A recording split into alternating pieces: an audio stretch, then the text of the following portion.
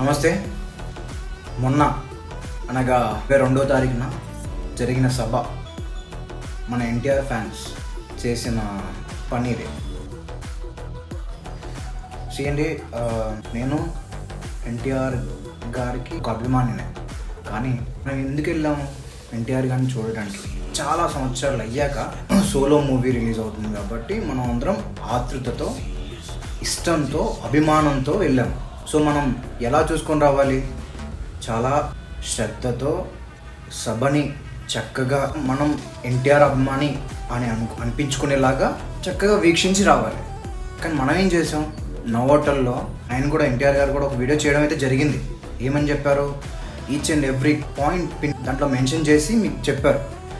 So security reasons వల్ల సభ జరగలేదు, so మన్నించండి, అందరూ క్షేమంగా ఇంటికి వెళ్ళండి, ఇంటికి చేరండి అని చెప్పి వీడియో చేయడం అయితే జరిగింది. సో ఇంకోటి లాస్ట్లో ఏం చెప్పారు? కాలర్ ఎగరేసుకునేలాగా సినిమా ఉంటుందని చెప్పారు. కానీ మనం ఏం చేసాం? ఇలా చేసాం. ఎంతవరకు కరెక్ట్ అనేది కామెంట్స్లో చెప్పండి అండ్ షేర్ చేయండి వీడియో. జై హింద్.